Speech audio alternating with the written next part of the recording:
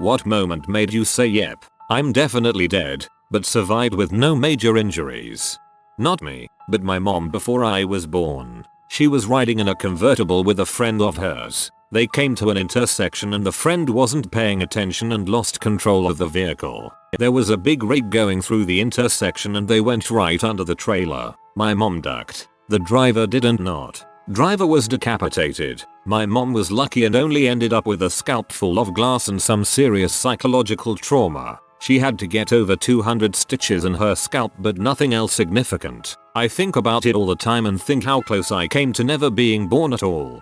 I've had almost the same dang thing happen. My friend's tiny Corvette was slammed into by a semi who ran a red light. I walked away with a seatbelt rash. My friend was mostly blinded by glass but zero other injuries.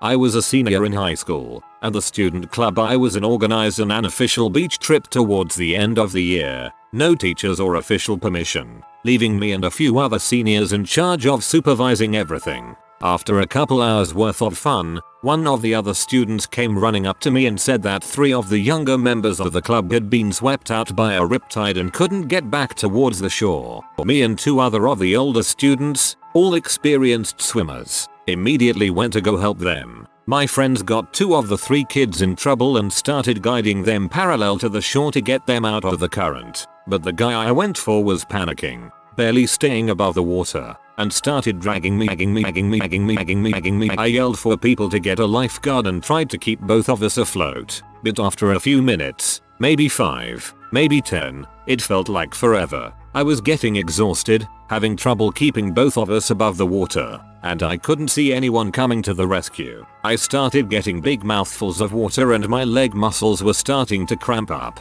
and I remember thinking holy crap, I might actually die right here, right now, as the current started pulling us further and further away from where everyone was. Thankfully for everyone involved, one of the students on the beach had flagged down a couple of surfers, who made their way out to where we were as quickly as they could and hauled first the younger student and then me onto the front of their boards and took us back to shore. I'll always be thankful and appreciative for those strangers who put themselves in the dangerous position of rescuing 2 drowning swimmers. In those situations I've been told to swim down. The other person doesn't want to go down and might let go. Other than that, I watched a lifeguard punch someone in the face a few times when they were clinging and dragging them both down.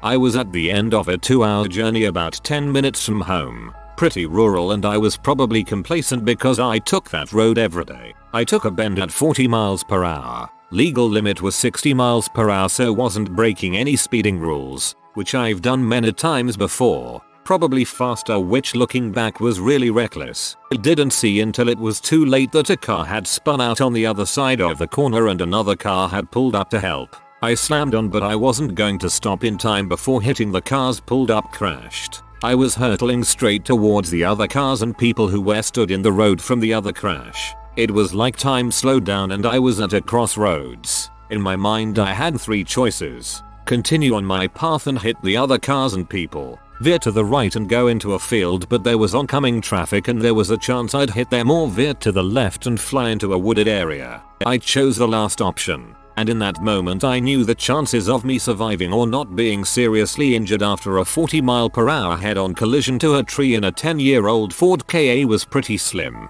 I just felt a complete peace come over me, turned the wheel and woke up slumped over the steering wheel to some poor man shouting OMG, I think she's dead. Turned out I passed out from shock or something before the impact, so when I hit the tree I was completely floppy, and this contributed to me having no serious injuries. The front of my car was completely disintegrated. After coming to, I tried to put my clutch down to take the car out of gear out of habit and my foot hit the tree trunk. The tree was absolutely fine. I drove past the tree every day for years after and you could see the chunk my car took out of it. I had an idiot friend and we were hiking. We got to this waterfall and he goes, dude, let's climb it. I said no freaking way. He says, well, I'm gonna do it, and if I fall and die it's on you for not coming. So I climbed it with him. Got stuck halfway up on a slick butt rock. Pinched a nerve in my shoulder, so my right arm was useless. I thought I was certain to slip off the rock to my doom, but we managed to get me unstuck. That was the beginning of the end for that friendship. I survived a car crash that wrecked my car. Rolled twice. landed upside down, learned the hard way that I didn't have airbags, or at least they didn't deploy. Did have my seatbelt on though, that probably saved me. Paramedic said he hadn't seen a wreckage like that and have it end well. Not even a hairline fracture. You'd be a mushed raisin if not for your seatbelt. Well done. I went out for a surf on a stormy day and thought to myself, no one else is out. Those idiots. Before being held down by 2 waves after eating it on the first wave of the set. First wave of the session. Was thrown down and held under, and while being tossed around my leg rope wrapped around both my legs and one of my arms, so I was probably being held at around 5 feet under with only one arm free while my board tombstoned. Board tip is barely visible at the surface but floats vertical like a tombstone. Finally managed to catch a breath between sets before taking another 3 or 4 on the head, and for sure just thought, well, this is it. No one's out. Fisherman will find my body or my board. Managed to get my other arm free and got to shore very quickly, and then avoided the ocean for a few days even though the waves were absolutely perfect. There's a reason no one was out. Everyone else was 10 minutes down the road at another beach where the waves were smaller and cleaner. I was in an extremely similar situation, but it was at a comp. Held a meter or 2 under for what felt like minutes. I genuinely just pretty much accepted I was dead. Tire popped going over a 2-lane road with steep drops on both sides. My car jerked to the side hard, and my car went sideways. Half my car hung over the side and luckily it's low so it bottomed out. I climbed into the back seat and jumped out the back door. Some dude in a truck pulled me out and I drove on a flat to the other side and swapped my tire out. I swear it's always some dude in a truck ready to help. They're either the best people ever or jerks. Parachute deployed but failed to open. That was one of those moments. Then training kicked in. Cut away, failed chute. Deploy secondary. But for a brief moment life was about to be over in my mind. Went whitewater rafting on the Gorley River and my raft flipped on Pillow Rock, one of the most famous Class V rapids. Scariest moment of my life, but other than unexpectedly swallowing some water and almost vomiting, I came out completely unharmed. Man, Pillow Rock is no joke. Out of all the obstacles, that one always make the butt pucker just a little bit more. I ride with River Expeditions and have always had fantastic guides. I took my 13YO with me this last trip and he said he's never been more terrified and excited at the same time. I was driving down a highway, doing 65 miles per hour, and suddenly my car started to shake. I tapped the brakes in reflex and my entire car flipped 180 degrees. I'm now facing oncoming traffic, including a semi-truck. I was so close I couldn't see the driver compartment. I screamed and jerked the wheel, bringing me in front of a sedan with 2 people screaming as they watched me appear out of nowhere. I kept screaming and floored the gas pedal, made it to the side of the road and cried for a long time. I had blown a rear tire. Hitting the brakes was a terrible choice. What are you supposed to do, because I'm sure I would hit the brakes too. When I was a kid I was playing hide and seek with my siblings and I got the brilliant idea to hide in the trunk of the car. I meant to leave the trunk barely open so that it didn't latch, but accidentally closed it too far and it latched. Mind you, this was before they put handles in cars to open trunks from the inside, so I was legitimately stuck. It was almost completely dark, so I started seriously freaking out and I thought I was going to die. So I started yelling for help as loud as I could and was kicking at the back seat thinking maybe I could break the latch that keeps the seat from folding. I was probably only in there for about 5 minutes before someone heard me and let me out, but it felt like an eternity. To this day I firmly believe it was because of this incident that I developed some minor claustrophobia. I still have serious fears about being in small, cramped and dark areas. I have a friend whose brother died in the trunk of the car playing hide and seek. It got too hot and he couldn't get out. So sad. I'm glad you made it. I was driving home from college on one of those highways with only one lane in either direction and no shoulder. A guy in the oncoming lane didn't see me as I was in a small car. He thought he could pass 4 18-wheelers in one go and pulled into my lane going at least 90. There was nowhere for me to go. He flew off into the ditch to avoid hitting me head on. Likely did severe damage to his car, but I lived. I ate one of those Branches oval shaped hard candies.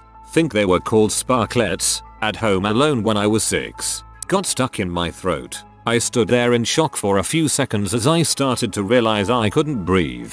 I ran crazily around the room and ended up colliding hard into the back of the couch, which caused the candy to go flying out. Best accidental Heimlich ever. When I was 18, I was driving through an intersection with the right-of-way, going 70 km/h, or 43.5 mph. A man in a blue Mazda 3 hatchback decided to run the red light turning left. He was so close to me that I could see the whites of his eyes, and in a split second I thought, I'm about to T-bone this guy. Driver side door and he is going to die. Instinctively I yanked on the wheel and swerved to the right and instantly went over the curb and off the road, onto someone's lawn. I slammed the brakes, but because I was on grass the tires locked and the car kept momentum. I went through their wooden fence and garden, and straight into the brick wall on the side of their house. As soon as I went off the road, I 100% thought I was going to die. My life didn't flash before my eyes, but people close to me did. It could have only been a second or two, but time seemed to slow down and my brain was racing. I thought about how my girlfriend would react, what my parents would say, what my friends would think, etc. When the car hit the wall, it punched a few bricks out of place and the entire front end of the vehicle caved in. The windows shattered, the tires exploded, the doors bent into an L shape and the car started to fill with smoke. However, the radio was still playing Vicarious by Tool. I was concussed by the airbag,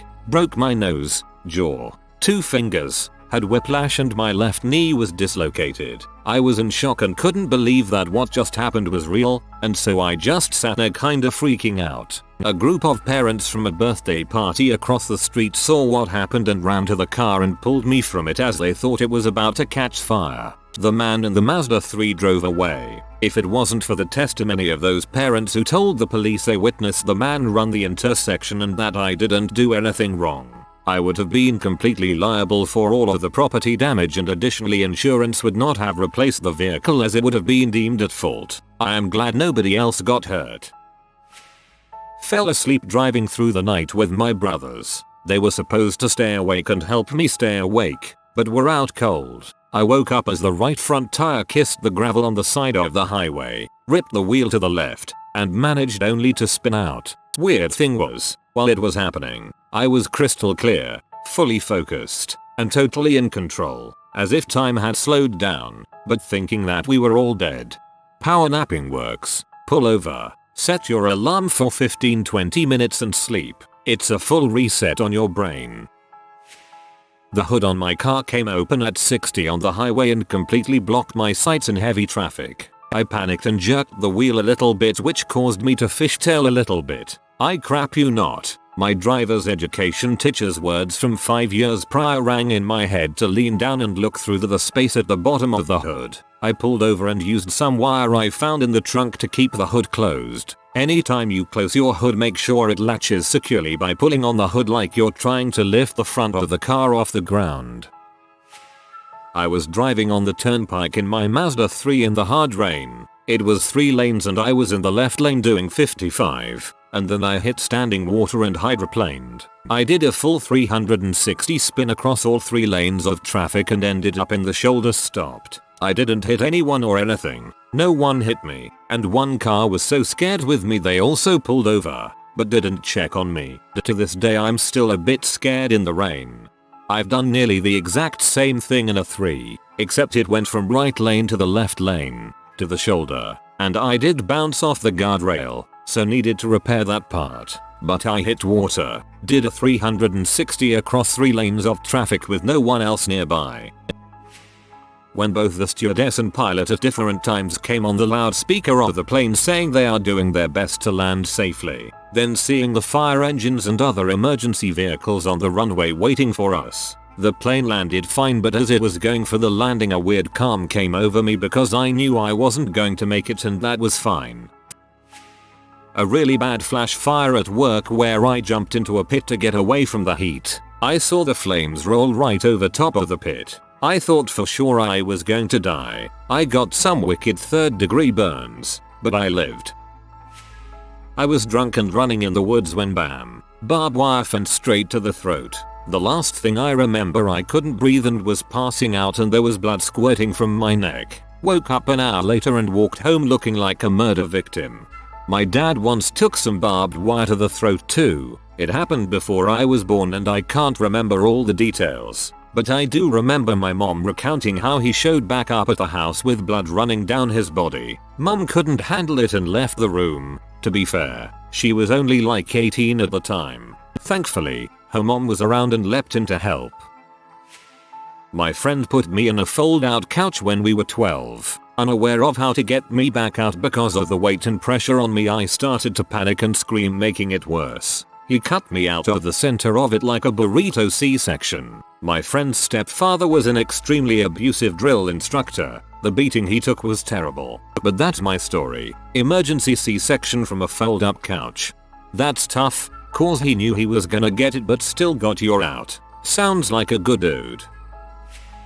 Had a paintball fight on Christmas morning with two cousins and their neighbor kid at around 13 years old with our brand new guns we got as gifts. The neighbor got mad, ran home, came back with a shotgun, and pointed at my face. All I remember is looking at the ground and waiting to die. My friend and I just spent a few days at a beach shack. My friend just got her P plates. She was super excited, so she wanted to drive us home. This was one of her first times driving alone. Being 17, we didn't really see an issue. I rang my dad beforehand and told him I was getting a lift. He said, "I don't think you should do that. I can come pick you up. I can drive some of the girls home too. I think you guys should wait until she's had more experience." Of course, being 17, thinking I knew everything, I said it was fine and I was hopping in her car. We were on our way home, playing music and chatting. There were 5 17-year-olds in this car. I was sitting behind the driver's seat. My friend pulls out onto a 2-1 expressway from a country road, like an intersection. We notice she's turned the wrong way and tell her to make a U-turn. She pulls to the side and decides to go for it, through 2 lanes. She didn't check her mirrors properly and a large truck was coming up behind us. My friend got frightened and put her foot on the brake in the middle of both lanes. We were all screaming at her to keep driving, but she was frozen. I remember, it was like slow motion. I looked at every single one of my friends. We all kind of shared a moment of fear, like this is it I guess. The exchange looks haunt me tbh. We could hear the truck horn blaring at us. I looked out my window to the truck driving toward us. I locked eyes with the truck driver. Luckily the truck stopped about 5 meters away from us. She pulled away and was really upset. The car was silent the entire way back. It was honestly the scariest moment. I am from a really small town and I think losing 5 people at once would really rock it. Seeing my friends' faces in that moment, it was actually horrific. I did have a moment of okay, here comes the truck. It was oddly peaceful. After that day I have a real understanding that I'm mortal and can go at any minute. Oh, and to trust my dad. I had leg cramp and a momentary blackout when swimming in a diving pool when I was 16. I was really active that I overexert my limit. Surprisingly I didn't really panicked. Just the dreadful thought, oh crap, I'm fricked. Funny thing is that I didn't really wingle my hands out of the pool panickingly like I usually see in the TV, just silently sinking. Good thing the pool guard on duty noticed me and went for my rescue by pulling me out. Really wish I thanked the guard more that he saved me instead of me cluelessly sitting outside the lobby after the accident. The thing is, very rarely do people flail their hands in panic when they drown. Usually they just stay still with their mouth and nose submerged underwater. What you want to look for is not the panic, but the responsiveness. One of my most surreal experiences of my life, I had a lot of weird ones around this time, was riding my bike on the sidewalk next to an extremely busy road at night. I hit something on the sidewalk, I don't know what, and tumbled sideways into the street. As I fell, I saw the road light up from headlights from a car behind me, and when I hit the asphalt, I just lay there because I knew I couldn't get out of the way in time. After a second or so I wasn't dead, so I looked around and the street was empty. It wasn't empty when I fell. There were cars going in both directions. That was 20 plus years ago and I'm still not entirely convinced that I didn't die. It's possible that I imagined the headlights, But that road is never empty like it was. It's a major street in a major city. It always has cars on it, even at 3 AM. It was the first of many experiences that led me down a path of questioning the nature of reality. You've switched to an alternative timeline where there were no cars on the road at that split second. I'm a skier. On a few occasions I have caught an edge at a pretty high speed, 50 plus mph or more. That moment when you feel both skis leave the ground when they are not supposed to is horrifying. Somehow I've never had anything more than some moderate whiplash and a sprained wrist. Knock on wood. Skier here too. I'm just standing in my kitchen reading both skis leave the ground when not supposed to, and there's instantly this super unsettling feeling. Even if it's not close to dying, you just never know 100% if you land safely or end up limping around with 2 fricked knees for the rest of your life. Probably what makes skiing so exciting. Stay safe, fellow skier. Yesterday morning when I slipped on some wet tin on a roof, my safety cable didn't activate. Luckily my co-worker caught me. That's about as close as I've gotten so far. Once as a kid I was in the backyard swimming while my family was nearby eating dinner at a round table. Most had their backs to me, but I was like 11 and an experienced swimmer. I got into a toddler's float with leg holes. It ended up flipping over and I was stuck in it. My legs wouldn't come out of the leg holes. I kicked and thrashed as much as I could, but I was so stuck. And you can't hear someone screaming underwater. So many thoughts ran through my head. Mostly how sad I was that my parents were about to find me dead in a matter of minutes, and how they'd never forgive themselves for allowing me to silently drown as they talked with friends. I tried one more time to kick with all of my might. One leg slipped out and I was able to get the other out after. I was fine. Totally freaking spooked, but physically okay. Oh, I actually have a story that fits. I was coming home from a party at 2 AM in 2016 and made a conscious choice to drive through town rather than take the big highway that skirts the city limits. It would add like 10 minutes to the trip, but hey, it was the first time I'd been back in ages. That decision literally almost killed me. Not even 5 minutes after that, the 3-lane highway, really just a wide road, passed in front of a mall. And there was a signal light there. Well, some drunk idiot decided to turn right into the mall from the far left lane, and I was in the middle lane. I had absolutely no time to stop, so I slammed into the side of his car at 65 miles per hour. I remembered yelling SHITTT and trying to keep control of the wheels to get the car off the road onto the grass before I blacked out for a few minutes. The airbag and the seatbelt combined had fractured my sternum, which took the air out of my lungs and made me faint, I guess. But it didn't feel like I woke up, more so like my vision came back into focus and I was aware. But those few moments I was still kind of conscious and in immense pain. Worst I've ever felt in my life. I hurt from the skin on the soles of my feet to my scalp. Every single inch was in pain and I was like, so I'm dead. This is my body telling me I'm dead. So when I came to, heat hit me cause my car was fricked and the engine was as hot as standing in a fire. So I was convinced my car was about to go up. It didn't. So I tried to get out, but the door was wedged shut from the crash and I started to panic. I put my back against the passenger seat and kicked the door over and over until it opened and climbed out. Every single police officer, EMT, and even the tow truck guy took one look at my car and told me you shouldn't have walked away from that crash at all. The fact that all you have is a fracture and some lacerations is a literal miracle. So yeah, that's how I almost died and thought for sure I was dead, but got lucky. If you are new to the channel, you can subscribe. I publish new videos every day. Until then, check another video.